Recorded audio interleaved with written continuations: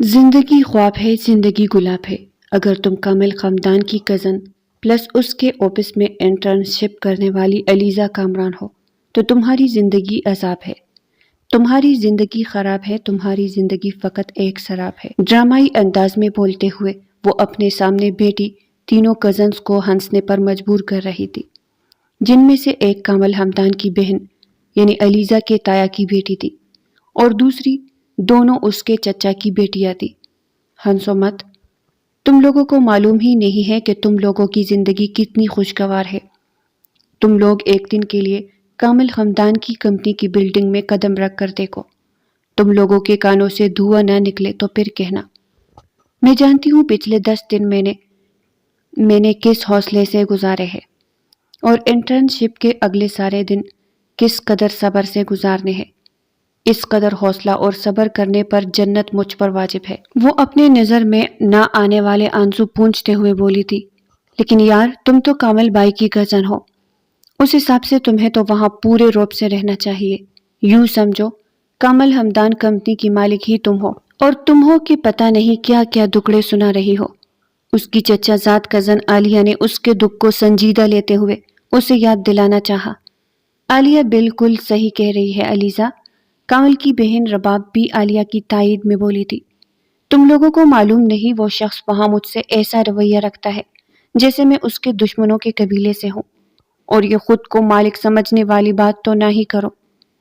وہ شخص اپنے گناہ کسی کو نہ دے اور تم کمپنی کی مالک کی بات کر رہی ہو، اور اگر کسی نے اس شخص کی کمپنی کا مالک خود کو سمجھ لیا تو سمجھو اس شخص کی جان نکلنے کے لیے اسرائیل بس چند فٹ کی دوری پر ہے۔ وہ ناک چڑھاتے ہوئے بولی، جبکہ کمرے کے دروازے پر کھڑے شخص نے صبر کے گھونٹ بھرتے ہوئے اس کی گلفشانی سنی تھی اور گلا کھنکھارا تھا۔ اس سے زیادہ اپنی تعریفیں سننا اس کے بس میں نہیں تھا۔ آج اتوار تھا، وہ گھر پر ہی تھا۔ اب ایک دوست کی طرف جانے کا پروگرام بنایا تو اپنی پسندیدہ شرٹ نہ ملنے پر اس نے رباب کو بلانا چاہا تھا، جبکہ رباب کے کمرے میں چلتی گول میز کانفرنس نے اس کا آدھا خون تو جلا ہی دیا تھا۔ رباب، مجھے میری شرٹ نہیں مل رہی۔ اگر تم نے پاکستان کے اہم ترین مسائل پر مذاکرات کر لیے ہو تو آ کر میری شرٹ ڈھونڈ لو۔ وہ طنز کرتے ہوئے واپس کمرے کی جانب چل دیا تھا۔ انہوں نے سب سن لیا۔ علیزہ نے بڑی معصومیت سے ان تینوں سے پوچھا تھا۔ کہتی ہو تو ان سے پوچھ آتی ہوں، انہوں نے کیا کیا سنا؟ خود سے تکے لگانے کی کیا ضرورت ہے؟ چپل پہنتی رباب نے آسان حل پیش کیا تھا۔ ہاں، تاکہ نہیں بھی سنا تو اس سے پوچھ کر ثابت کرنا کہ اس کی برائیاں کی جا رہی تھی۔ علیزہ دانت پیستے ہوئے بولی، جبکہ رباب کندھے اچکاتے ہوئے باہر نکل گئی۔ دیکھو میری زندگی پہلے ہی مشکل ہے، ایسے میں اس شخص کا میرا باس ہونا جو کہ مجھے سخت زہر لگتا ہے، میری زندگی کو مزید مشکل کر چکا ہے۔ ہر دکھی شخص کو آزاد ملک کا آزادی شہری ہونے کے ناطے اس بات کا حق حاصل ہے کہ وہ اپنے دکھوں کا اظہار کر سکے۔ میں بھی وہی کر رہی تھی، میں اس شخص کی برائی بالکل بھی نہیں کر رہی تھی، وضاحت دیتے ہوئے بولی، اور ساتھ ہی چپل پہن کر کمرے سے غائب ہو گئی تھی۔ پیچھے عالیہ اور سعدیہ کا کہکہا کمرے میں گونجا۔ یہ جمال ہاؤس کا منظر تھا، جہاں جمال اکبر کے تینوں بیٹے رہائش پذیر تھی۔ جمال خود تو کافی عرصہ ہوا وفات پا چکے تھے، جبکہ ان اہلیہ کا انتقال ہوئے کافی عرصہ بیت چکا تھا۔ ان کے بیٹے سرکاری ملازمت کرتے تھے، جبکہ ان کی بیٹی نائمہ شادی کے بعد اپنے شوہر کے ساتھ لندن میں رہتی تھی۔ اللہ نے انہیں ایک بیٹے سے ہی نوازا تھا جس کا نام حریرہ تھا، جبکہ جمال اکبر کے بڑے بیٹے ہمدان کی 2 اولادیں تھیں، کامل ہمدان اور رباب ہمدان۔ کامل ہمدان نے چند سال پہلے اپنا بزنس شروع کیا تھا جو دن دگنی اور رات چگنی ترقی کر رہا تھا، جبکہ رباب پڑھائی مکمل کر چکی تھی، اس کا رشتہ بھی ہو چکا تھا، جلدی شادی بھی طے پانے والی تھی، جبکہ ہمدان صاحب سے چھوٹے سبحان صاحب کی 2 اولادیں تھیں، عالیہ اور سعدیہ۔ عالیہ کا نکاح 1 سال پہلے حریرہ سے ہو چکا تھا، اس کی شادی بھی رباب کے ساتھ ہی طے پائی تھی، بس سب کو نائمہ کی لندن سے آنے کا انتظار تھا۔ سبحان صاحب سے چھوٹے کامران صاحب کی ایک ہی بیٹی تھی، علیزہ۔ علیزہ کامران جمال ہاؤس کی رونق تھی، گھر کی سب سے زیادہ چھل بلی اور شوخ لڑکی جو زندگی کو بھرپور طریقے سے جینا جانتی تھی۔ گھر میں سب سے بڑا بیٹا کامل ہمدان تھا جو سنجیدہ مزاج کا حامل تھا، گھر کی تمام لڑکیوں کو کامل سے کوئی زیادہ مسئلہ نہیں تھا، البتہ علیزہ کو اس سے صرف مسئلہ نہیں تھا بلکہ مسائل تھے جو بچپن سے چلے آ رہے تھے۔ جمال ہاؤس میں بڑوں سے لے کر بچوں تک سب کی آپس میں خوب بنتی تھی، بس علیزہ کی کامل سے نہیں بنتی تھی۔ اس کے نزدیک وہ انسان نہیں بلکہ روبوٹ تھا جس میں کوئی جذبات نہیں تھے، جس کو پتہ ہی نہیں تھا ہنستے کیسے ہے، زندگی کیسے جیتے ہیں۔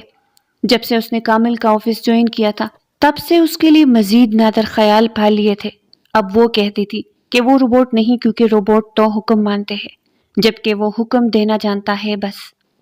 رات آدھی گزر چکی تھی جو وہ ٹی وی پہ کورین ڈرامہ دیکھنے میں مصروف تھی۔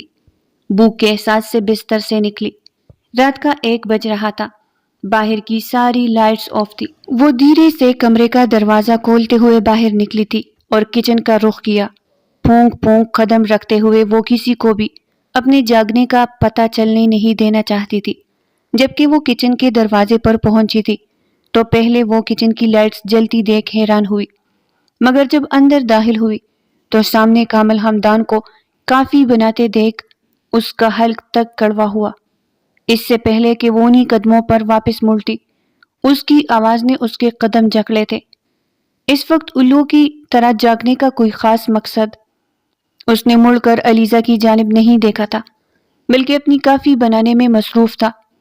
جبکہ اس کا سوال سن کر علیزہ کے تن بدن میں آگ لگ گئی تھی۔ وہ شخص جو اسے انسان ہی نہیں لگتا تھا وہ اسے الو کہہ رہا تھا۔ آفس میں تو چلو جیسے تیسے وہ اس کی چلی کٹی برداشت کر لیتی تھی، مگر گھر وہ کیوں برداشت کرے؟ یہی سوال میں بھی کر سکتی ہوں، دو بدو بولی تھی۔ جبکہ اس کی بات سن کر کامل حمدان کے چہرے پر مسکراہٹ ابھری جسے وہ کمال مہارت سے چھپا گیا اور اس کی جانب مڑ کر یوں دیکھا جیسے کہہ رہا ہو سیریسلی؟ کل چچی کو بتاؤں گا کہ تمہارے صبح جلد نہ اٹھنے کے پیچھے وجوہات کیا ہے۔ کافی بناتے ہوئے وہ اس کی دکھتی رگ پر ہاتھ رکھ گیا تھا۔ وہ جانتی تھی جس مزاج کی اس کی والدہ ماجدہ ہے انہوں نے اس کے روم میں ہی سونا شروع کر دینا تھا۔ پہلے تو وہ 10 بجے گہری نیند میں ہونے کا ڈرامہ کرتی تھی، اگر وہ انہیں بتا دے تو وہ دن دور نہیں جب اسے حقیقتاً 9 بجے سونا پڑے گا۔ تو ایسے میں دیکھ لیے اس نے ڈرامے۔ دن تو آفس کو پیارا ہو جاتا تھا، اس بیچاری کے ڈراموں کے لیے تو رات ہی بچتی تھی۔ دیکھے اس طرح محلے کی آنٹی بن کر بغیر تحقیق کے لگائی بجائی والا کام نہیں کرتے۔ میں تو سو گئی تھی، وہ تو اب آنکھ کھلی، وہ بھی اس لیے کہ مجھے بھوک لگی تھی۔ اپنا غصہ ضبط کرتے ہوئے بڑے میٹھے انداز میں وضاحت دیتے ہوئے بولی۔ اس کی بات اور اس کا انداز دیکھ کر کامل کا دل کیا کہ وہ کھل کر کہا لگائے، صحیح بات ہے، ماننا پڑے گا، سچ کہہ رہی ہو کہ تم سو رہی تھی۔ وہ اس کی گردن میں ہیڈ فون اور ہاتھ میں موبائل دیکھ کر جس انداز میں بولا تھا اس کا دل کیا تھا کہ اس شخص کا سٹیکر بنا کر دیوار سے چپکا دے۔ یہ تو میں ریسیپی دیکھنے کے لیے لائی ہوں، وہ خواہ مخواہی وضاحت دیتے ہوئے موبائل اور ہیڈ فونز کی جانب اشارہ کرتے ہوئے بولی۔ ہاں، میں کیسے بھول گیا کہ تمہیں بیوقوف بنانے کے علاوہ کچھ نہیں آتا، پھر کچھ کھانے کے لیے بغیر ریسیپی دیکھے کیسے بناؤ گی؟ اس کی بات سن کر وہ فوراً سمجھ گئی تھی کہ وہ کس بات کا حوالہ دے رہا ہے۔ 3-4 دن پہلے اس نے اسے چند فائلیں دی تھی جس میں سے اسے غلطیاں ہائی لائٹ کرنی تھی۔ اس میں سے 2 فائلز اپنی کلاس فیلو جو اس کے ساتھ ہی انٹرن شپ کر رہی تھی اسے تما دی تھی، جس نے غلطیاں ہائی لائٹ کر کے دی تھی، مگر ان فائلز کو دیکھتے ہی کامل نے ڈبل تعداد میں فائلز اس کے آگے رکھ دی اور ساتھ میں وارن بھی کیا تھا کہ اگر اس بار کسی اور سے کام کروایا تو فائلز ٹرپل ہو جائے گی۔ اس کے حوالے دینے پر وہ واقعہ یاد کرتے ہوئے اور پھر سے منہ کھولا تھا۔ دیکھیں، میں پروفیشنل بندی ہوں، گھر کے معاملات آفس میں ڈسکس کرنا اور آفس کے معاملات گھر میں ڈسکس کرنا میرے اصولوں کے خلاف ہے۔ اور وہ جس انداز میں بولی تھی، کامل حمدان چاہ کر بھی اپنا کہا نہیں روک پایا تھا، اور اسے ہنستے دیکھ کر علیزہ کامران نے یہی سوچا تھا کہ خدا کا شکر ہے وہ بھی کبھی کبھار ہی صحیح مگر ہنس تو لیتا ہے، ورنہ اس کے مطابق تو اس شخص کے بالکل بھی نہ ہنسنے اور نہ ہی مسکرانے بلکہ بہت ہی کم بولنے پر اس کے منہ کے زنگآلود ہونے کا خطرہ تھا۔ جی آپ کے اصولوں کی پرست میں سب سے پہلے تو اپنے باس کی برائیاں کر کے اس کے گناہ بخشوانا شامل ہے۔ کافی کا مگ وہ سائڈ پر رکھ کر میکرونی ابلنے کے لیے رکھتے ہوئے بولا، دیکھیں، آپ کو شاید کسی نے بتایا نہیں کہ کسی کی باتیں سننا انتہائی غیر اخلاقی حرکت ہے۔ خیر اب میں بتا رہی ہوں، آئندہ خیال رکھیے گا، میں چلتی ہوں۔ وہ کرسی دھکیلتے ہوئے اٹھی تھی۔ اب جب کہ اسے پتہ چل چکا تھا کہ وہ شخص اس کی آج کی تمام گوہر افسانیاں سن چکا تھا، تو اس کے سامنے بیٹھنا اسے بے حد مشکل لگ رہا تھا، اور اب ہمیشہ کی طرح وہ یہ بھی سوچ رہی تھی کہ یہ شخص خاموش ہی رہے تو زیادہ اچھا ہے، کیونکہ جب وہ بولتا ہے مزید برا لگتا ہے۔ ادھر ہی بیٹھی رہو، چپ چاپ، اسے اٹھتا دیکھ کر وہ حکمی انداز میں بولا تھا، اور وہ وہی بیٹھی چلی گئی تھی۔ سخت زہر لگتا تھا اسے اس شخص کا یوں حکم چلانا، اور اس سے زیادہ برا اسے تب لگتا ہے جب اس کی بات پر سب راضی ہوتے تھے۔ وہ خاموشی سے سبزیاں کاٹنے میں مصروف تھا۔ جب مزید چند منٹ تک یوں ہی خاموشی چھائی رہی تو علیزہ کو ہمیشہ کی طرح چبھنے لگی تھی۔ اب وہ بیٹھ ہی گئی تھی تو خاموش تو نہیں بیٹھ سکتی تھی، اس لیے خاموشی توڑتے ہوئے بولی، ویسے آپ کو پتا کیسے چلا کہ میں کچن میں آئی ہوں، جبکہ آپ کا چہرہ تو دوسری طرف تھا؟ مجھے تمہارے انداز سے پتہ چل جاتا ہے، کیونکہ گھر میں بلیوں کی طرح صرف تم ہی چلتی ہو، باقی سب انسانوں کی طرح چلتے ہیں۔ آپ کو میرا دماغ خراب کرنے کی کوئی رقم ملتی ہے یا پھر ثواب ملتا ہے؟ وہ تمام حساب بھلائے طاق رکھتے ہوئے تلملا کر بولی، لڑکی یہی بات میں بھی پوچھ سکتا ہوں، تمہاری طرف بہت سے حساب نکلتے ہیں، میرے کیونکہ تم دماغ خراب کرنے کے علاوہ بھی بہت کچھ خراب کرتی ہو۔ اسی ہفتے پر نظر ڈالو، کوئی ایک دن بھی تم نے خیر سے خالی نہیں جانے دیا۔ آج تم نے آفس میں ٹیبل پر پڑی ایک اہم ترین فائل پر پانی گرا کر اسے خراب کیا، کل لانچ میں مجھ سے ٹکرا کر میری پسندیدہ شرط پر کولڈ کافی گرا کر اسے خراب کیا، پرسوں ناشتے کی ٹیبل پر میرا موبائل گرا کر اس کی اسکرین کو خراب کیا، ترسوں میرا لیپ ٹاپ تم نے لیا اور اس سے ایسی چھیڑ چھاڑ کی کہ اس کی ونڈو کا سارا سسٹم خراب کیا۔ اب اتنا کافی ہے یا مزید پچھلے دنوں کے تمہارے شاندار کارناموں پر روشنی ڈالوں؟ انتہائی سکون سے اسے نئے سرے سے بے سکون کرتے ہوئے بولا، دیکھیں میں انسان ہوں اور انسانوں سے ایسی چھوٹی موٹی غلطیاں ہوتی رہتی ہے، انسانوں کو ان غلطیوں پر جج نہیں کیا کرتے۔ وہ ایسا سمجھانے والے انداز میں بولی، اس کی شاندار وضاحت پر وہ عش کر اٹھا، پھر انسانوں کو کس بنیاد پر جج کرنا چاہیے؟ ان کی خوبصورتی کی بنا پر یا ان کے کردار کی بنا پر؟ لیکن کردار دیکھے تو پھر وہی غلطیاں نظر آتی ہے۔ میکرونی پلیٹ میں ڈال کر اس کے آگے رکھتے ہوئے اس کا جواب سننا چاہتا تھا۔ انسانوں کو جج ہی نہیں کرنا چاہیے، بس اپنے کام سے کام رکھنا چاہیے تھا۔ اس نے قصہ ہی ختم کیا اور پلیٹ اپنی جانب کھسکائی۔ اس کا جواب سن کر وہ کھل کر مسکرایا تھا۔ وہ بالکل صحیح کہہ رہی تھی کہ اپنے کام سے کام رکھنا چاہیے۔ وہ خود بھی تو ایسی ہی تھی کہ گویا آگ لگے بستی میں، ہم ہے اپنی مستی میں۔ ویسے علیزہ تم مجھے کیوں جج کرتی ہو؟ وہ خاموشی سے میکرونی کھا رہی تھی۔ ٹاپ کامل کو خاموشی بری لگ رہی تھی۔ میکرونی کا چمچ منہ کی جانب لے جاتا، اس کا ہاتھ تھما تھا۔ بات تو وہ بالکل ٹھیک پوچھ رہا تھا، کسی دوسرے کو وہ جج نہیں کرتی تھی اور اس کی ہر چھوٹی سی چھوٹی بات وہ جج کرتی تھی۔ میری مرضی۔ جب اسے کوئی جواب نہیں بن پایا تو کندھے اچکاتے ہوئے بولی تھی اور پلیٹ خالی کرتے ہی اٹھ کر کمرے کی جانب چل دی۔ کامل نے چپ چاپ اس کی شان بے نیازی دیکھی تھی اور پلیٹ اور دوسرے استعمال شدہ برتن اٹھا کر سنک میں رکھے، ساتھ ہی اپنے لیے کافی تیار کی۔ کافی اور کباب لے کر وہ بھی کمرے کی جانب چل دیا۔ صبح ناشتے کی ٹیبل پر سبھی افراد موجود تھے۔ علیزہ منہ پر ہاتھ رکھ کر زبردستی جمائیاں روکنے کی کوشش میں ہلکان ہو رہی تھی۔ ڈرامے کی کوئی قسط رہ تو نہیں گئی تھی؟ اس کے ساتھ والی کرسی پر بیٹھا کامل اس کی طرف جھک کر سرگوشیانہ انداز میں اسے چھیڑتے ہوئے پوچھا۔ اس کی بات پہ علیزہ نے خاموش رہنا ہی بہتر سمجھا۔ وہ اس کی اس خاموشی کی وجہ سے بھی اچھے سے جانتا تھا۔ اس کی خاموشی کو دیکھتے ہوئے وہ بھی چپ چاپ ناشتہ کرنے لگا تھا۔ آج گھر کی تینوں خواتین شاپنگ کی منصوبہ بندی کر رہی تھی۔ کل کی فلائٹ سے نائمہ پپو پاکستان آ رہی تھی، جس کا مطلب تھا کہ بہت جلد شادی والا فریضہ بھی سر انجام دیا جائے گا، اس لیے گھر کی تمام خواتین شادی کی تیاریاں شروع کر چکی تھی۔ میں بھی آج آفس نہیں جاتی۔ بہت کوشش کے بعد بھی جب علیزہ سے چپ نہیں رہ گیا تو منمناتے ہوئے بولی، عزت سے آفس جاتی نظر آؤ ورنہ مجھے اپنی چپل اتارتے لمحہ نہیں لگے گا۔ شائستہ بیگم نے سخت لہجے میں کہا تھا۔ تائی جان دیکھ لے آپ، امی کیسے ڈانٹ رہی ہے مجھے۔ سب شاپنگ پہ جا رہے ہیں، میرا بھی تو حق بنتا ہے شاپنگ پر جانے کا۔ وہ معصومیت کے ریکارڈ تولتے ہوئے اب تائی کو دیکھ جو اسے دیکھ رہی تھی۔ میرا بچہ تم بھی کر لو آج چھٹی، تائی جیسے ہی اس کی سائٹ پہ بولی تھی۔ اس کا چہرہ کسی بلب کی طرح چمک اٹھا تھا۔ ایک اہم پروجیکٹ چل رہا ہے آفس میں، اسے بھی معلوم ہے، چھٹی نہیں کر سکتی۔ وہ ناشتہ کرتے ہوئے اطمینان سے کہا گیا۔ میرے بغیر کون سا کام نہیں ہو رہا آفس میں؟ وہ احتجاجاً بولی۔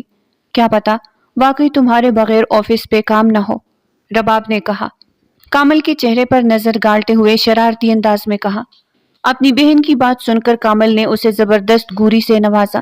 چچی جان، آپ سب بھی کہے نا اسے، وہ التجائی نظروں سے چچی کو دیکھتے ہوئے بولی۔ کامل آج اسے چھٹی کرنے دو، چچی نے کامل سے سفارش کی۔ تایا ابو آپ بھی کہے اسے۔ چچا بھی بولے نا، آپ بھی کہے کہ میں آج آفس سے نہیں جاؤں گی۔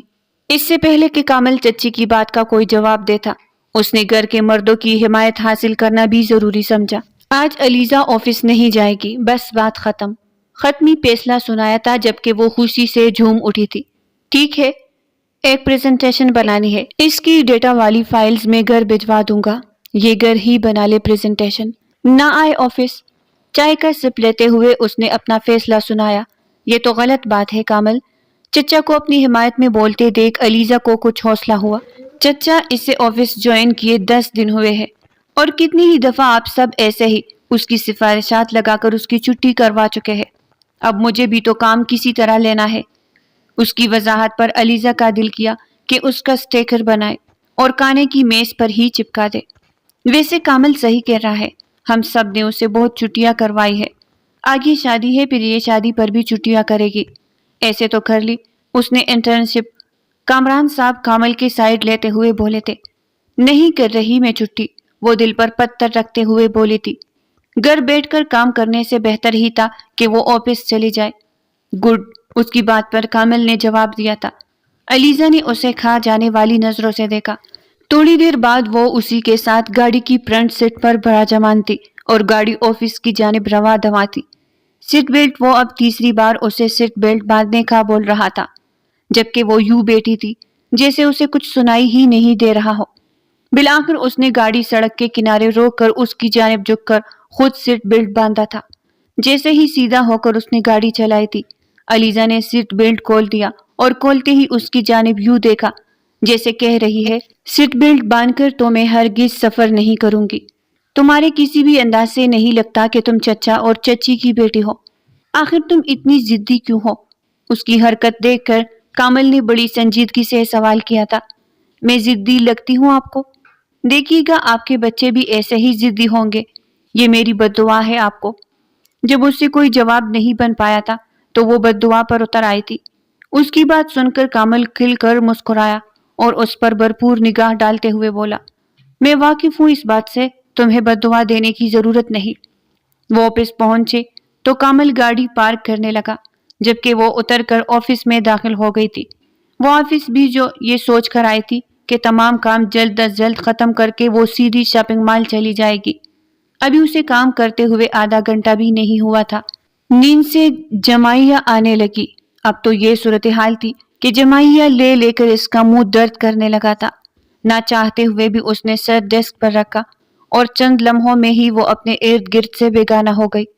اپنے آفس میں لیپ ٹاپ پر مصروف کامل نے نظر اٹھا کر گلاس وال سے اس کے ڈیسک کی جانب دیکھا تھا اور اسے سوتا دیکھ کر نفی میں سر ہلایا جیسے کہہ رہا ہو، اس کا کچھ نہیں ہو سکتا۔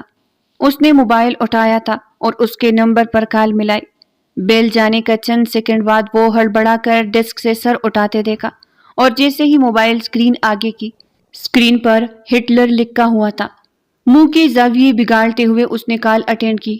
فرمائیے، ساتھ ہی احسان کرنے والے انداز میں بولی۔ اگر آپ میرا حکم مانتی ہوتی تو دکھ ہی کیا تھا علیزہ کامران، وہ لمبا سانس خارج کرتے ہوئے بولا۔ ذرا پھر سے غور فرما لے، کیونکہ آپ کو اپنے دیے جن احکامات کے پورے نہ ہونے کا دکھ ہو رہا ہے وہ شاید ابھی آپ نے مجھے دیا ہی نہ ہو، کیونکہ میرے خیال سے ان کے علاوہ تو میں چاہتی یا نہ چاہتی آپ کا حکم بجا لاتی ہوں۔ وہ جل بن کر اس انداز میں بولی تھی۔ دوسری جانب کامل کا جی چاہا کہ کہا لگائے۔ ابھی اس کے خیال میں وہ اس کے حکم مانتی تھی تو نہ جانے اس کا حکم نہ ماننا کیا ہوتا ہوگا۔ چلے آپ میری اتنی ہی فرمان بردار ہے تو پریزنٹیشن جتنی بنا لی ہے وہ مجھے دکھا جائے۔ اس کا حکم سن کر علیزہ نے جلدی سے پہلو بدلا تھا۔ میں اپنا نامکمل کام کسی کو نہیں دکھاتی۔ میں ایک پروفیشنل بندی ہوں اور میرا سب سے پہلا اصول یہی ہے کہ پہلے کام مکمل کرتی ہوں پھر آگے دکھاتی ہوں۔ چلے فون رکھے، اب کام کرنے دے مجھے۔ پہلے ہی میرا اتنا قیمتی وقت ضائع کر دیا۔ بات مکمل کرتے ہی اس نے کوئی بات سنے بغیر فون بند کر دیا۔ اگر میرے آفس میں اس جیسے دو چار اور پروفیشنل لوگ آ گئے تو میرا بزنس تو دیوالیہ ہو جائے گا، وہ بڑبڑاتے ہوئے بولا اور انٹر کام اٹھا کر ایک کپ چائے علیزہ کے ڈیسک پر پہنچانے کو کہا تھا۔ اس کی نیند بھگانے کے لیے اس کے پاس چائے کے علاوہ کوئی دوسرا آپشن نہیں تھا، اور ایسا ہی ہوا تھا۔ چائے پی کر وہ تھوڑا فریش محسوس کر رہی تھی۔ لنچ بریک سے پہلے وہ تقریباً آدھا کام مکمل کر چکی تھی۔ دل یہ سوچ سوچ کر دکھی ہو رہا تھا کہ اس کی ساری کزنز شاپنگ کر رہی ہوگی، وہ یہاں بیٹی کام کر رہی ہے۔ لنچ بریک کے ڈرا بھی وہ جلتے کرتے کام میں مصروف تھی جب ساتھ والے ڈیسک پہ موجود لڑکی نے مٹھائی کا ڈبہ اس کے آگے کیا تھا۔ یہ کس لیے ہے؟ برفی کا ٹکڑا اٹھاتے ہوئے علیزہ نے سوال کیا۔ میری ڈیٹ فکس ہو گئی ہے، کل میرا لاسٹ ڈے ہے اور آج لنچ بھی میں کرواؤں گی، لڑکی نے اسے تفصیل سے جواب دیا۔ شادی کے بعد آفس نہیں آؤ گی؟ نہیں، میں نے تو بس اپنی امی ابو کے کہنے پر نوکری شروع کی تھی۔ وہ کہتے ہیں ڈگری صندوق میں سجا کر رکھنے کے لیے تو نہیں لی، لیکن اب شادی کے بعد میرا نوکری کرنے کا کوئی ارادہ نہیں ہے، وہ جواب دے کر مٹھائی کا ڈبہ لیے آگے بڑھ گئی، جبکہ اس کے جواب نے علیزہ کو بہت کچھ سوچنے پر مجبور کر دیا تھا۔ سوچنے کا اب اس نے فی الحال ارادہ ملتوی کیا اور دوبارہ کام کی طرف متوجہ ہوئی تھی، لیکن کام کرنا ایک بار پھر سے مشکل ہو رہا تھا۔ صبح اسے سوئے آدھا گھنٹہ بھی نہیں ہوا تھا جب اس کی والدہ نے خواب خرگوش سے جگا دیا تھا۔ اگر ایک کپ اور چائے مل جاتی ہے تو وہ آرام سے باقی کا کام بھی مکمل کر لیتی۔ اٹھ کر کیفے ٹھہریا جانے کا اس کا بالکل دل نہیں کر رہا تھا، اس لیے موبائل اٹھا کر ہٹلر کے نام پر میسج کیا، میرے لیے ایک کپ چائے بھجوا دے۔ جب 5 منٹ کے بعد کوئی جواب نہیں آیا تھا اس نے کال ملائی تھی۔ چند لمحے بعد کال اٹینڈ کر لی گئی۔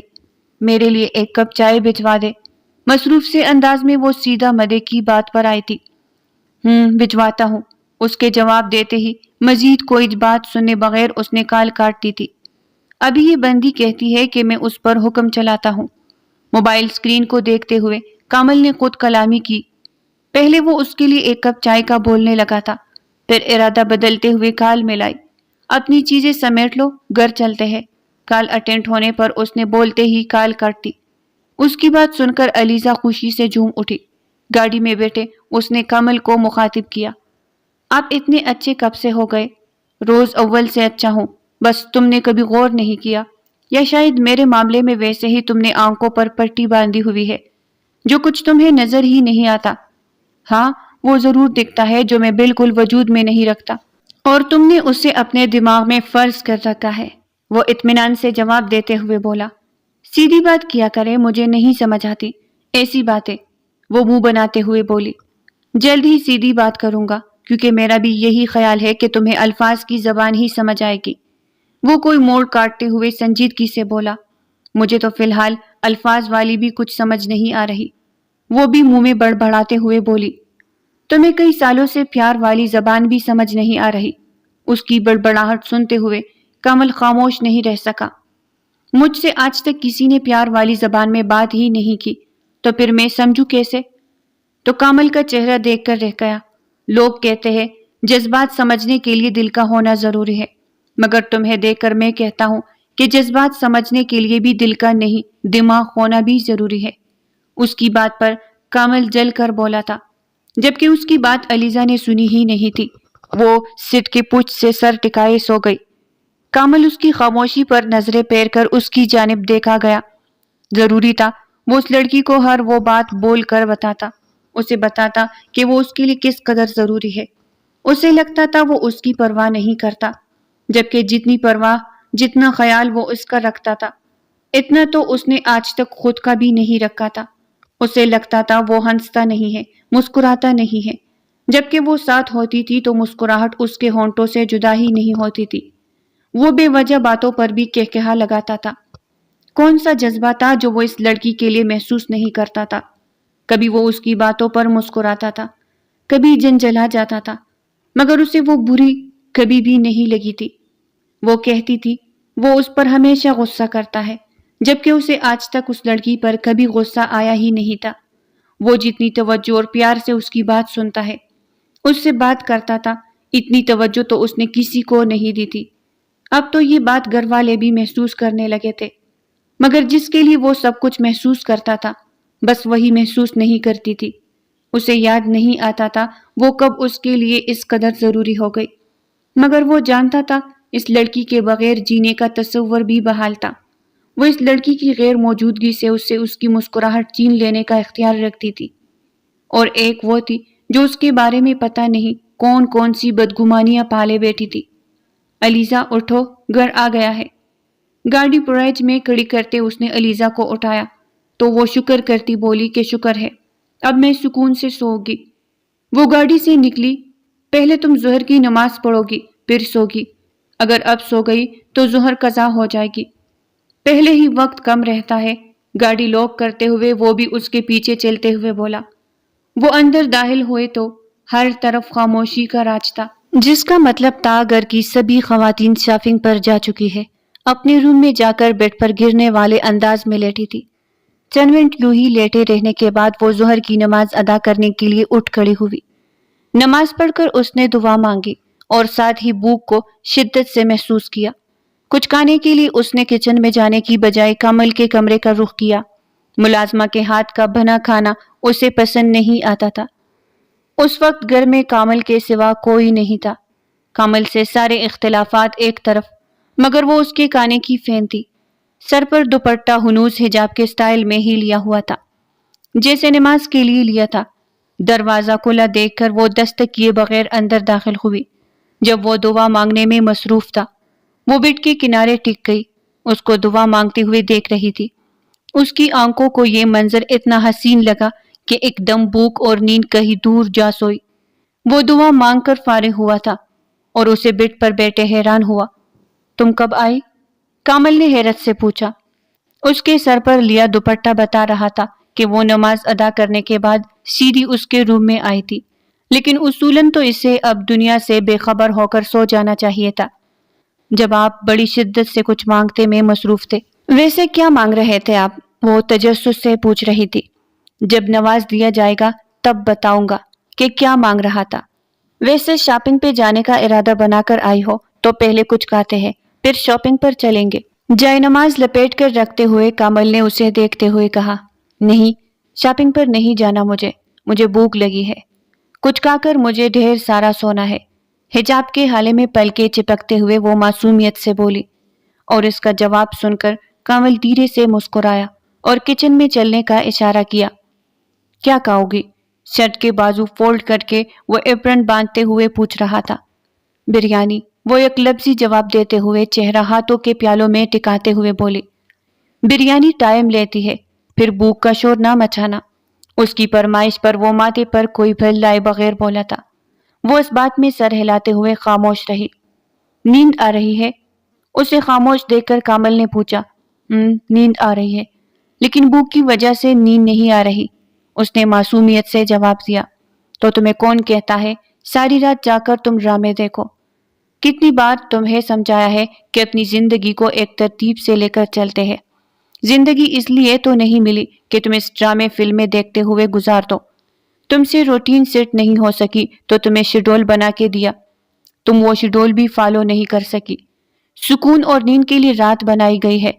جب تم قدرت کے شیڈول فالو نہیں کرو گی، نماز کے لیے وقت نہیں نکال سکو گی، قرآن کو ٹائم نہیں دے سکو گی، تو دل و دماغ پر بے سکونی تو چانی ہی ہے۔ وہ اسے سمجھاتے ہوئے بول رہا تھا، اور پہلی بار وہ خاموشی سے اس کی بات سن رہی تھی۔ آج وہ سمجھاتے ہوئے اسے ہمیشہ کی طرح برا نہیں لگ رہا تھا۔ میں کوشش تو کرتی ہوں۔ پہلی بار وہ اس پر جوابی حملہ کرنے کی بجائے وضاحت دیتے ہوئے بولی۔ کوشش کرتی ہو مگر اس کوشش پر قائم نہیں رہتی، اور کوشش پر قائم کیسے رہا جاتا ہے؟ اس کی بات پر چھڑانے کی بجائے اسے سوال کر رہی تھی، اور کامل کو وہ اپنے رویے سے آج حیران کر رہی تھی۔ بار بار کوشش کر کے اس نے سادہ سا جواب دیا، ہاں، شاید میں کبھی کوشش پر قائم نہیں رہ پائی. میں ایک بار کوشش کرتی ہوں، جب ناکام ہو جاتی ہوں تو ہمت ہار کر بیٹھ جاتی ہوں. مگر اب سیکھ جاؤں گی. کوشش پر قائم رہنا بھی کوشش پر قائم رہنا سیکھو گی تو کامیاب بھی ہو جاؤ گی. بریانی کو دم لگاتے ہوئے وہ سلاد بنانے کی تیاری کرتے ہوئے بولا. علیزہ اسے کمال مہارت سے سب کرتے ہوئے دیکھ رہی تھی. سبھی خواتین جب شاپنگ کر کے گھر لوٹی تھی تو علیزہ خواب خرگوش کے مزے لے رہی تھی. گھر آتے ہی تینوں لڑکیوں نے اس کی نیند کی پرواہ کیے بغیر اپنی شاپنگ کا سبھی سامان اٹھا کر اس کے کمرے میں بیچ دیا. علیزہ اٹھو، دیکھو ہم کیا کیا سامان لائے ہیں. رباب نے اسے کندھے سے جھنجھوڑ کر جگاتے ہوئے کہا تھا. وہ آنکھیں ملتے ہوئے اٹھ بیٹھی اور سارا سامان دیکھنے لگی. ساتھ ہی اس کے تبصرے بھی شروع ہو چکے تھے. جب وہ تمام شاپنگ دیکھ چکی تھی تو اس نے انہیں اپنی آج کی سوچ سے آگاہ کیا تھا. میں سوچ رہی ہوں کہ میں بھی شادی کر لوں. اس کی بات سن کر سامان سمیٹتے ہوئے ان تینوں نے ہاتھ روک کر اسے دیکھا. یہ نیک خیال کیوں آیا تمہیں؟ عالیہ نے تجسس سے پوچھا. میری ایک کولیگ ہے، اس کی شادی ہو رہی ہے. اسے دیکھ کر مجھے خیال آیا میں شادی کر لوں. اس کی اطلاع پر ان دونوں نے ایک دوسرے کی جانب دیکھا. کسی لڑکے کو دیکھ کر شادی کا خیال آنا تو سمجھ میں آتا ہے، یہ لڑکی والی بات سمجھ نہیں آئی. رباب نے نہ سمجھی سے سوال کیا. میں سمجھاتی ہوں. اس کی شادی ہو رہی ہے تو اب اسے نوکری نہیں کرنی پڑے گی. تو اگر میں بھی شادی کر لوں تو مجھے انٹرنشپ نہیں کرنی پڑے گی. اس کی بات سن کر ان تینوں نے افسوس زدہ نظروں سے اسے دیکھا تھا اور ساتھ ہی اس کی عقل پر ماتم کرنا چاہا. نہ جانے یہ نمونہ کیسے ان کے گھر پیدا ہو گیا. کس سے شادی کرو گی پھر؟ رباب نے اب کی بار اس سے پوچھا. ظاہر سی بات ہے لڑکے سے ہی کروں گی. اس کے جواب پر رباب کا دل کیا وہ دیوار میں اپنا سر مارے. تو لڑکا آسمان سے تو ایک دم نہیں گرے گا. لڑکا ڈھونڈنے میں پھر سے سارے معاملات طے پانے میں بھی وقت لگتا ہے. تب تک تو ماشاءاللہ تمہاری انٹرنشپ مکمل ہو جائے گی. رباب تحمل سے اسے سمجھاتے ہوئے بولی. لڑکے کی کوئی ٹینشن نہیں ہے. مجھے یونیورسٹی میں میرے کلاس فیلو نے پروپوز کیا تھا. اس کا پروپوزل تب تو ایکسپٹ نہیں کیا، اب کر لوں گی. ڈھونڈنے والا مسئلہ تو حل ہوا، وہ اطمینان سے بولی. تو رباب کے ساتھ ساتھ عالیہ اور سعدیہ کا بھی اطمینان غارت کر گئی تھی. تھوڑی دیر اس کے ساتھ باتیں کرنے کے بعد وہ تینوں اس کے کمرے سے نکل آئی. میں بائی سے بات کرتی ہوں، پھر تم لوگوں کو بتاتی ہوں. تم لوگ ابھی میرے روم میں بیٹھ کر انتظار کرو. اس کے بعد وہ اس کے کمرے میں گھس گئی. میں اندر آ جاؤں؟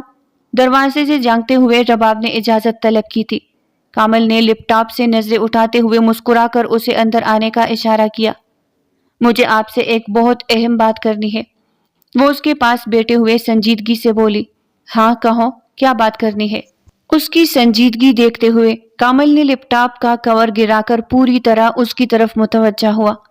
اس کی اجازت ملتے ہی اس نے اپنی تھوڑی دیر پہلے کی گفتگو لفظ بلفظ اس کے گوش گزار دی. اس کی بات سن کر علیزہ شادی کرنا چاہتی ہے. پہلے تو اس کے دل کی دھڑکن تھمی تھی اور جب اس نے شادی کی وجہ سنی تھی تو اس نے بے اختیار ہی کہا لگا دیا. بھائی آپ ہنس رہے ہیں، وہ واقعی سنجیدہ ہے. لڑکا تک اس کی نظر میں ہے. بھائی میرے سامنے آپ ایکٹنگ مت کیجیے گا. مجھے بہت اچھے سے پتا ہے کہ آپ اسے پسند کرتے ہیں. کب سے پسند کرتے ہیں یہ بات اب آپ مجھے بتائیں گے؟ پہلے، بہت پہلے سے پسند کرتا ہوں. ایک لمبا عرصہ ہو چکا ہے اسے پسند کرتے ہوئے. ویسے اسے بتاؤ جس یونیورسٹی کے پروپوزل پر نظر رکھ کے بیٹی ہے وہ کب سے کسی اور کی نظر ہو چکا ہے. وہ اطمینان سے جواب دیتے ہوئے بولا تھا. آپ کو کیسے پتا؟ اس نے حیرت سے پوچھا. جسے نظر میں رکھا ہے تو اس کے معاملاتی زندگی پر بھی پوری نظر رکھتا ہوں. کیا فائدہ ایسی بندی کو نظر میں رکھنے کا جو آج تک آپ کی نظروں میں اپنا عکس ہی نہیں دیکھ سکی، جبکہ اس کے علاوہ سبھی کو آپ کی نظروں میں اس کا عکس نظر آتا ہے. رباب افسوس زدہ لہجے میں بولی. اس کی بات سن کر کامل لیپ ٹاپ ہٹاتے ہوئے جھٹکے سے سیدھا ہوا. کیا مطلب اس بات کا؟ تمہارے علاوہ کون کون جانتا ہے یہ بات؟ میں جانتی ہوں تو ظاہر سی بات ہے عالیہ اور سعدیہ بھی جانتی ہے. ہم تینوں ایک دوسرے سے کچھ نہیں چھپاتی اور ہم تینوں کا جیسے یہ خیال بالکل درست ہے کہ آپ علیزہ سے محبت کرتے ہیں، ویسے ہی ہمارا یہ بھی خیال ہے کہ بڑے بھی اس بات سے واقف ہے. میرا تو آپ سے ایک ہی مشورہ ہے کہ اسے اپنی محبت سے آگاہ کر دے.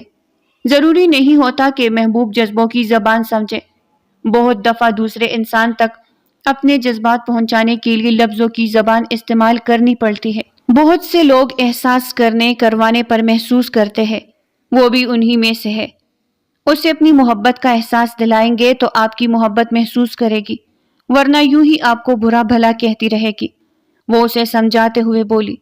اس کی بات سمجھتے ہوئے دھیرے سے اس بات میں سر ہلا گیا۔ اس نے خود بھی اندازہ تھا کہ لفظوں کا سہارا لیے بغیر کوئی چارہ نہیں ہے۔ گھر پر پھپھو کے استقبال کے لیے تیاریاں ہو رہی تھی اور پھپھو کے آتے ہی گھر میں رونق کا سماں لگ گیا تھا۔ آدھی رات تک چھوٹوں سمیت بڑے بھی محفل جمائے رہتے ہیں۔ جب سبھی نے ایک ایک کر کے کمروں کا رخ کیا تو سب کے اٹھنے کے بعد کامل نے ہمدان صاحب نصرت بیگم کے کمرے کا رخ کیا۔ چند منٹ معمول کے مطابق بات چیت کرنے کے بعد وہ ان بات کے لیے تمہید باندھ رہا تھا۔ ماما، میں سوچ رہا ہوں کہ آپ میری بھی شادی کروا دے۔ رباب مجھ سے 1 سال بڑی ہے اور اس کی شادی ہو رہی ہے، تو سبھی خاندان والے آپ سے پوچھیں گے کہ میری شادی کیوں نہیں کی، تو میں نہیں چاہتا کہ آپ کو ان کی باتوں کے جواب دینے کے لیے زحمت کرنی پڑے۔ بڑی جلدی خیال آ گیا ہے تمہیں کہ ہمیں ایسی باتوں کے جواب دینے پڑیں گے۔ کچھ عرصہ پہلے جب ہم کہتے رہے تب تو تم شادی کے لیے مان نہیں رہے تھے، اب کیا لڑکی مان گئی ہے جو اتنی جلدی تیار ہو گئے ہو؟ نصرت بیگم نے اپنے برخوردار کو گہری نظروں سے دیکھتے ہوئے سوال کیا۔ ابھی تک تو بات ہی نہیں کی، اب کروں گا، اگر مان گئی تو ٹھیک، ورنہ نکاح کے لیے آپ منا لے، رخصتی کے لیے میں خود منا لوں گا۔ وہ سر کو جھکاتے ہوئے مسکراہٹ دبا کر بولا۔ جب سے تم اس سے محبت کرتے ہو وہ اس سے بہت پہلے سے تم سے چڑھتی ہے، جانتے ہو نا کتنے نادر خیالات ہیں اس کے تمہارے بارے میں۔ ہمدان صاحب کی بات پر کامل نے حیرت سے سر اٹھایا۔ اس نے انہیں ابھی لڑکی کے بارے میں کچھ بتایا نہیں تھا، پھر انہیں کیسے پتہ چل گیا؟ وہ علیزہ کی بات کر رہا تھا، اور پھر یہ بھی کیسے جان گئے کہ وہ اس سے کب سے محبت کرتا ہے؟ جنہوں نے ہاتھ پکڑ کر قدم اٹھانا سکھایا ہوتا ہے انہیں اچھے سے معلوم ہوتا ہے کہ اس کی اولاد کے قدم کس سمت اٹھ رہے ہیں۔ اولاد ماں باپ سے کچھ چھپانے کی جتنی کوشش کیوں نہ کر لے، ماں باپ سے کچھ نہیں چھپ سکتا۔ ہمیں تب سے یہ بات معلوم ہے جب شاید تمہیں خود بھی ادراک نہیں ہوا تھا کہ تم اس سے محبت کرتے ہو۔ اس کی حیرت دیکھتے ہوئے ہمدان صاحب بولے۔ ہم بڑوں کے درمیان پہلے ہی بات طے ہو چکی ہوئی، بس تمہاری اقرار کا انتظار تھا، لیکن اب تم بھی اقرار کر چکے ہو تو لگے ہاتھوں تمہارا بھی نکاح کروا ہی دیتے ہیں۔ بولو، منظور ہے؟ نصرت بیگم کے کہنے پر وہ حیرت سے اب ان کا چہرہ دیکھنے لگا تھا۔ اسے اندازہ نہیں تھا کہ سب کچھ ایسے ہی بات کرنے سے بھی ممکن ہو جائے گا، اور اب جب سب طے پا ہی گیا تھا تو اس نے اس بات میں سر ہلاتے ہوئے منظوری دے دی۔ پھر تھوڑی دیر بات کرنے کے بعد وہ اٹھ کر جانے لگا۔ اس کے قدموں میں عجیب سی سرشاری تھی۔ ابھی وہ کمرے کے دروازے پر ہی پہنچا تھا کہ اسے سیڑھیوں پر کوئی سایہ سا محسوس ہوا۔ اپنے کمرے میں جانے کا ارادہ ترک کر کے کامل دبے پاؤں سیڑھیوں کی جانب بڑھا۔ جب وہ چھت پر پہنچا تو چاند کی مدھم روشنی میں کوئی اسے ٹیرس پر کھڑا نظر آیا۔ وہ تعجب زدہ ہو کر دبے پاؤں چلتے ہوئے جب اس وجود کے پیچھے پہنچا تو اسی وقت اس وجود نے بھی رخ موڑا تھا۔ اس سے پہلے کہ مدھم چاند کی روشنی میں اسے کوئی ہوائی مخلوق سمجھتے ہوئے مقابل کے منہ سے چیخ نکلتی، کامل نے سختی سے اس کے منہ پر ہاتھ رکھا تھا۔ وہ اس کے مڑتے ہی پہچان چکا تھا کہ وہ علیزہ ہے۔ کیا کر رہی ہو پاگل لڑکی؟ چیخ مار کر پورے گھر کو ڈرانے کا ارادہ ہے کیا؟ وہ ہنوز اس کے منہ پر ہتھیلی جمائے ماتھے پر ہلکے سے بل ڈال کر نرم لہجے میں پوچھ رہا۔ چاند کی روشنی میں پہلی بار علیزہ نے اسے قریب سے دیکھا تھا۔ چہرے کے جاذب نظر نین نقش کے ساتھ ماتھے پر بکھرے بال، آنکھوں میں ہلکی سی سرخی لیے وہ مقابل کے دل کی دنیا ہلا گیا۔ اس ٹائم یہاں کیا کر رہی ہو؟ وہ اپنی ہتھیلی ہٹاتے ہوئے بغیر پوچھ رہا تھا۔ اس کا سوال سن کر علیزہ نے دھڑکتے دل کے ساتھ آنکھوں سے اس کی ہتھیلی کی طرف دیکھا کہ ہاتھ ہٹاؤ گے تو کچھ بولو گی۔ اوہ سوری۔ وہ ہاتھ ہٹاتے ہوئے فوراً پیچھے ہوا۔ میرا دل کیا تھا کہ چھت پر آنے کے لیے تو آ گئی۔ وہ دل کی دھڑکن پر قابو پانے کی کوشش کرتے ہوئے مدھم لہجے میں بولی۔ ایک تو تمہارا دل ہر وقت الٹی سیدھی پٹیاں پڑھاتا ہے تمہیں۔ رات کے 2 بج رہے ہیں، اب یہ کوئی وقت ہے چھت پر آنے کا؟ وہ ٹیرس پر پڑی کرسیوں میں سے ایک کرسی پر بیٹھے ہوئے بولا تھا۔ علیزہ نے کوئی جواب نہ دیا اور ساتھ والی کرسی پر بیٹھ گئی۔ اس ایک لمحے میں نہ جانے کیا ہو گیا تھا کہ نظر بار بار اس کی جانب اٹھ رہی تھی۔ اسے نظر بھر کر دیکھنے کا حوصلہ بھی نہیں ہو رہا تھا۔ دل کی دھڑکن تھی کہ بڑھے ہی جا رہی تھی۔ وہ اس کے جملے پر بھی غور نہیں کر پائی تھی، نہیں سمجھ سکی تھی کہ اس نے کیا کہا۔ اسے خاموش پا کر کامل نے اس کی طرف دیکھا۔ چاند کی مدھم روشنی میں اس کے ناک کی لونگ چمکتے ہوئے اسے مزید حسین بنا رہی تھی۔ کامل نے رخ موڑ لیا۔ چند منٹ تک ان دونوں کے درمیان خاموشی حائل رہی۔ اب پھر نہیں سوئی ہو؟ کل آفس میں پھر سے تمہیں شدید نیند آئے گی۔ اس کی خاموشی کو توڑنے کے لیے کامل نے اسے بولنے پر اکسایا تھا، جبکہ اس کی بات سن کر بھی علیزہ خاموش بیٹھی رہی اور اپنے دل کی صورتحال کو سمجھنے کی کوشش کر رہی تھی۔ کیا ہو گیا ہے؟ گونگے کا گل تو نہیں کھا لیا علیزہ کامران؟ اور اتنی خاموشی؟ پھر اس پر تضاد یہ کہ وہ مجھ پر جوابی حملہ نہ کرے، یہ تو ناممکن سی بات ہے۔ وہ اس کے دل کی حالت سے انجان تعجب سا پوچھ رہا تھا۔ میں چلتی ہوں، مجھے اب سونا چاہیے۔ وہ ایک جھٹکے سے کرسی سے اٹھی تھی اور اس سے پہلے کہ وہ آگے بڑھتی کامل نے تیزی سے اس کی کلائی پکڑی۔ کیا بات ہے؟ تم ٹھیک ہو؟ اس کی خاموشی اور یوں اچانک اٹھ کر جانے پر وہ پریشان ہوا۔ جلدی سے اس کو روکنے کی کوشش کی۔ وہ اس قدر خاموش رہنے والی تو ہرگز نہیں تھی، اور پھر اس کا اچانک اٹھ کر جانا اسے صحیح معنوں میں پریشان کر گیا۔ علیزہ نے مڑ کر اس کے ہاتھ میں جکڑی اپنی کلائی دیکھی تھی اور اس کے چہرے پر پھیلا تفکر۔ پہلی بار اس نے کامل ہمدان کے لہجے میں اپنے لیے کچھ محسوس کیا تھا، خواہ وہ صرف پریشانی ہی کیوں نہ تھی، اور شاید یہ اس لیے ممکن ہوا تھا کہ چند لمحے پہلے اس کے دل کی سرزمین پر کچھ ایسے جذبوں نے قدم رکھا تھا جو بہت عرصے سے کامل کے دل کے مکین تھے۔ میں ٹھیک ہوں، وہ دھیمے لہجے میں کلائی چھڑانے کی کوشش کرتے ہوئے بولی تھی، جبکہ دل تاکہ باہر نکلنے کو تھا۔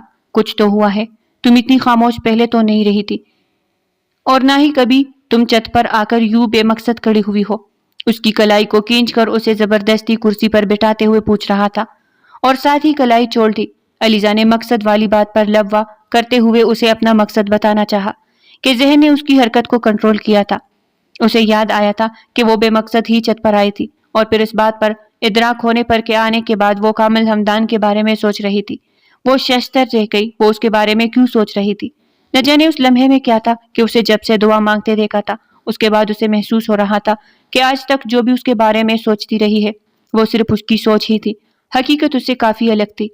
وہ اب لمحہ گزرا تھا، اس کے بعد تو اسے اس شخص کے قبضے سے دل کی سرزمین کو آزاد کروانا اس کے لیے ناممکن ہو گیا تھا۔ کوئی بات پریشان کر رہی ہے علیزہ؟ وہ اس کو ہنوز خاموش دیکھ کر پریشانی سے پوچھ رہا تھا۔ نہیں، کوئی بات نہیں ہے، میں جاؤں؟ اسے جواب دے کر وہ اسے جانے کی اجازت مانگ رہی تھی۔ یہ کب سے ہوا تھا کہ وہ اسے اجازت مانگ رہی تھی؟ پھر اس کے ذہن میں خیال ابھرا تھا کہ شاید وہ اس لیے پوچھ رہی ہو کہ کیونکہ اس کے جانے پر وہ اس کی کلائی تام کر روک چکا تھا۔ اگر میں روکوں تو کیا تم رک جاؤ گی؟ نہ جانے وہ کس خیال کے تحت پوچھ رہا تھا۔ وہ اس کی بات سن کر کرتے ہوئے کرسی سے ٹیک لگا کر بیٹھ گئی۔ وہ کچھ نہیں بولی تھی، مگر اس کے انداز سے بول رہا تھا کہ وہ اس کی بات مان چکی ہے۔ کامل کے ہونٹوں پر خفیف سی مسکراہٹ ابھری۔ اگر اس وقت وہ اس کے رویے کی وجہ سے فکر مند نہ ہوتا تھا، یقیناً خوشی سے جھوم اٹھتا۔ تھینک یو، کامل اسے نظروں کے حصار میں رکھتے ہوئے کہا۔ کیا اس لیے پوچھتے ہوئے اس کی نظریں اٹھائی تو اس نے نظریں ملتے ہی اس کے دل کی دھڑکن بے ترتیب ہوئی تھی۔ پہلی بار اسے ان آنکھوں میں اپنا عکس دکھا دیا تھا۔ وہ اسے وہم سمجھتے ہوئے اس لیے سر جھٹکا، مگر نظریں پھر بھی نہیں ہٹائی تھی۔ میری بات مان کر میرے پاس بیٹھنے کے لیے، وہ ہونٹوں پر مسکراہٹ جمائے اس کی آنکھوں میں دے کے بولا تھا۔ اب بتاؤ مجھے، کیا بات پریشان کر رہی ہے تمہیں؟ ایک تو وہ اس قدر محبت اور نرمی سے پوچھ رہا تھا، دوسرا وہ اپنے مزاج کے مطابق کوئی بات زیادہ دیر چھپا بھی نہیں سکتی تھی۔ آپ پریشان کر رہے ہیں، وہ معصومیت سے بولتے ہوئے اسے کھل کر مسکرانے پر مجبور کر گئی تھی۔ ایک لمحے میں کامل کو سارا معاملہ سمجھ آیا تھا۔ اس کی بات نے ہونٹوں پر ایسی مسکراہٹ بکھیری تھی کہ ایسا لگتا تھا اسے سمیٹنے کے لیے ساری زندگی کم پڑ جانی تھی۔ تم بھی مجھے کئی سالوں سے پریشان کر رہی ہو، میں نے تو آج تک شکایت نہیں کی، وہ مسکراہٹ قائم رکھتے ہوئے بولا۔ لیکن میں نے ایسا کیا کیا ہے جس سے آپ پریشان ہو؟ وہ اس کی بات پر حیران ہو کر رہ گئی۔ تو میں نے ایسا کیا کیا کہ جس سے تم پریشان ہو؟ اس کے سوال پر علیزہ کو نظریں اٹھا کر اسے دیکھنے پر مجبور کیا۔ اس کی آنکھوں میں جلملاتے ہیں عکس نے اس کے دل کی دھڑکنیں بے ترتیب کی تھی۔ اس کے کانوں میں کوئی سرگوشی ابھری کہ اگر وہ چاند کی مدم روشنی میں اس خوبرو نوجوان کے ساتھ مزید بیٹھی باتیں کر رہی تو وہ تمام عمر کے لیے اس کے دل کا حکمران بن جائے گا، جسے وہ چاہ کر بھی اپنے دل کی سلطنت نہیں چھین سکے گی۔ چند لمحے میں یوں ہی اسے دیکھتی رہی، مگر دونوں کے بیچ خاموشی ٹھہری تھی، اور پھر علیزہ کی آواز نے اس خاموشی کو رخصت کیا۔ اب میں جاؤں؟ وہ تمام عمر کے لیے اس شخص کو اپنے دل کا حکمران ہرگز نہیں بنانا چاہتی تھی۔ اس کو وہ اپنا دشمن گردان آئی تھی، جس کی باتوں پر وہ چڑ جاتی تھی، جس کی توجہ اور خیال کو وہ کبھی دیکھ ہی نہیں سکی تھی، جس کے جذبوں کی خوشبو کئی سالوں تک اس تک پہنچنے میں ناکام رہی تھی، یا شاید اس نے کبھی محسوس کرنے کی کوشش ہی نہیں کی۔ سنا ہے تم شادی کرنا چاہتی ہو؟ اس کے سوال کو نظر انداز کرتے ہوئے وہ سوال کر رہا تھا۔ ہاں، میں سوچ رہی ہوں کہ شادی کر لوں۔ اچھا ہے، میری شادی ہو جائے گی تو مجھے انٹرنشپ بھی نہیں کرنا پڑے گی، نہ ہی میرے دیر سے سونے پر پابندی ہوگی۔ میں اپنی مرضی سے جو چاہے کر سکوں۔ میں اپنے شوہر کے ساتھ پرسکون سی جگہ پر رہوں گی۔ وہ ابھی بول رہی تھی کہ کامل اس کی بات کاٹتے ہوئے بھرپور سنجیدگی سے بولا، اتنا مت سوچو، گھٹنوں میں درد ہونے لگے گا۔ اس کی بات کو علیزہ نے چند لمحوں کے لیے خاموش کیا تھا، اور پھر اس کی بات سمجھتے ہوئے وہ ازلی انداز میں خطرناک تیور کے ساتھ اس سے پوچھ رہی تھی، آپ کا مطلب ہے کہ میری عقل گھٹنوں میں ہے؟ اگر تمہاری عقل ٹھکانے پر ہوتی تو یقین مانو جو بات پورا گھر محسوس کر چکا ہے وہ تم سب سے پہلے محسوس کرتی۔ وہ اسے دیکھ کر مسکراتے ہوئے بولا، ایسی کون سی بات ہے جو پوری گھر نے محسوس کی اور میں نے محسوس نہیں کی؟ اس کا تجسس بھرا انداز دیکھ کر کامل کی مسکراہٹ مزید گہری ہوئی۔ یہی کہ ایک لمبے عرصے سے میں تمہاری محبت میں مبتلا ہوں۔ اس کا اطمینان بھرا جواب سن کر علیزہ کامران کے دل کی دھڑکن تھم گئی۔ وہ سانس لینا بھول گئی، جبکہ ارد گرد کی ہوا نے گویا رقص پکڑا اور چاند نے اظہار محبت کا وہ لمحہ قید کر لیا۔ اس کے الفاظ جو اس کی آنکھوں میں دکھتے تمام چاہت کے رنگ اس لڑکی پر واضح کر دیے۔ محبت کی داستان کا سب سے اہم مرحلہ طے ہوا تھا۔ اب بس سامنے بیٹھی لڑکی کا اقرار بچا تھا۔ محبت کی داستان مکمل ہو جانی تھی۔ وہ کئی منٹ بے حس و حرکت بیٹھی اس کی آنکھوں میں دیکھتی رہی۔ اس کے ایک جملے نے اس کی آنکھوں میں بس محبت کے جہان کو اس لڑکی پر واضح کر دیا تھا۔ کیا تھا جو اس ان آنکھوں میں اب نظر نہیں آ رہا تھا؟ محبت، عقیدت، احترام، پرواہ، اور کئی سالوں سے ان آنکھوں میں بسا اس کا عکس ایک جملے نے گویا ہر چیز کو آئینے کی طرح واضح کر دیا۔ تو وہ مزید ان آنکھوں میں نہیں دیکھ سکی اور اٹھ کر چل دی۔ ابھی وہ 4 قدم چلی تھی، اس کی آواز نے اس کے قدم جکڑے۔ سنو، تمہیں اس دنیا میں کہیں تو رہنا ہے، مگر کیا ضمانت کہ تم وہاں سکون سے رہو گی؟ ہاں، مگر یہ ہے کہ تم اگر رہنے کے لیے میرے دل کا انتخاب کرتی ہو تو میں تمہیں ایک کامل ضمانت کے ساتھ اس بات کا یقین دلاتا ہوں کہ تم میرے دل میں اپنے لیے فقط محبت ہی محبت پاؤ گی۔ اس کے الفاظ پر وہ واپس مڑی۔ کوئی سحر تھا ان لفظوں میں جو واپس کرسی پر آ کر بیٹھ گئی۔ میں زیادہ عقل مند نہیں ہوں جب تک مجھے کوئی بات بول کر نہیں بتائی جاتی۔ مجھے سمجھ نہیں آتی، کوئی چاہے سالوں سے میری محبت میں مبتلا ہو، لیکن میں تبھی جان پاؤں گی جب کوئی مجھے بتائے گا۔ مجھ میں شاید محسوس کرنے کی حس بھی بہت کم ہے، اس لیے کوئی چاہے میرا جتنا ہی خیال رکھے، میری پرواہ کرے، لیکن جب تک وہ مجھے بتانا نہیں ہے کہ اسے میرا کتنا خیال ہے، میری کتنی پرواہ ہے، میں تب تک محسوس نہیں کر پاتی۔ میری زندگی میں اصول بھی باقی سب سے مختلف ہے۔ میرے لیے بس آج کا دن ہی معنی رکھتا ہے۔ میں بس آج کے دن کو جینا جانتی ہوں۔ میرے لیے کل معنی نہیں رکھتا۔ وہ ابھی بات مکمل نہیں کر پائی کہ جب کامل نے جواب دیا، میں تمہیں تم سے بڑھ کر جانتا ہوں، تمہیں کچھ بھی بتانے کی ضرورت نہیں۔ وہ نرمی سے اس کی جانب دیکھ رہا تھا، لیکن میں آپ کے بارے میں جو کچھ جانے کے دعوے دار تھی وہ سب غلط نکلا۔ وہ اس کی جانب دیکھتے ہوئے اس قدر معصومیت سے بولی کہ کامل اس کی معصومیت پر قربان ہونے والے انداز میں مسکرا دیا تھا۔ شادی کرو گی مجھ سے؟ وہ کرسی سے اٹھ کر گھٹنے کے بل جھکتے ہوئے اس کے سامنے ہتھیلی پہ لائے پوچھ رہا تھا۔ میں روزانہ آفس نہیں جاؤں گی۔ وہ علیزہ کامران تھی، دل کے بغاوت کرنے کے باوجود اپنی زندگی کو اپنے مطابق جینے پر ترجیح دینے والی من پسند شخص اپنی جگہ اور من پسند زندگی اپنی جگہ، وہ دونوں کو یکجا چاہتی تھی، اس لیے اپنے نکات پیش کر رہی تھی۔ آفس ہی تمہارا ہے، جب دل کرے جاؤ، جب دل کرے نہ جاؤ، وہ اس کا مان بڑھاتے ہوئے بولا۔ اس کی جان مانگتی کی خواہش بھی کامل خاندان کی سر آنکھوں پر، یہ تو پھر اس کی چھوٹی چھوٹی خواہشیں تھی۔ مجھے کچھ بھی بنانا نہیں آتا، تو مجھے جب کچھ کھانا ہوگا پہلے کی طرح آپ بنا کر دیں گے۔ میرے کوکنگ نہ کرنے پر طنز بھی نہیں کریں گے۔ تم پر طنز کر سکتا ہوں میں؟ وہ کوئی وعدہ کرنے کی بجائے اس سے سوال کر گیا، اور اس کے سوال پر وہ نفی میں سر ہلا گئی۔ وہ شخص واقعی اس پر کبھی طنز نہیں کر سکتا تھا۔ مجھے کچھ بھی ٹھیک سے نہیں آتا، تمہیں میں اچھے سے جانتا ہوں، تمہاری ہر عادت کو، تمہاری ہر اچائی کو، ہر برائی کو، میں تمہارے مزاج کو، کہ ان رنگوں سے بھی واقف ہوں جن سے تم خود بھی واقف نہیں۔ لیکن پھر بھی مجھے تم چاہیے، کیونکہ تم اپنی ہر اچھائی برائی کے ساتھ مجھے قبول ہو، اور تم پر طنز کرنے کا یا تمہیں برا بھلا کہنے کا میں سوچ بھی کیسے سکتا ہوں؟ تم تو میرے دل کی دنیا میں آباد ہو، جہاں میرا دل تمہارے خلاف ایک لفظ بھی نہیں سنتا۔ تم چاہے جو بھی کرو، اچھا یا برا، لیکن تم مجھے ہمیشہ اپنے ساتھ پاؤ گی۔ تمہیں چھوڑنا زندگی چھوڑ دینے کے مترادف ہے۔ وہ اس کے سامنے گھٹنوں کے بل بیٹھے نرمی سے بول رہا تھا۔ پکی بات ہے، وہ تھوڑی مشکوک نظروں سے دیکھتے ہوئے اسے کہا لگانے پر مجبور کر گئی۔ علیزہ کامران نے دل پر ہاتھ رکھا تھا، جس نے اس کی گواہی دی تھی کہ اس کے سامنے بیٹھے شخص کو ہنستے دیکھنا دنیا کا سب سے خوبصورت منظر ہے۔ اور پھر اس نے اس کی پھیلائی ہوئی ہاتھ پر ہاتھ رکھا تھا۔ وہ سامنے بیٹھے شخص کو لگا کر اسے سارے جہان کی دولت مل گئی۔ اس کی شدت سے مانگی دعا کو قبولیت کا درجہ مل گیا۔ اسے نواز دیا گیا جو ازل سے اس کے دل کی مکین تھی۔ وہی ابد تک کے لیے اس کے گھر کی مکین بننے والی تھی۔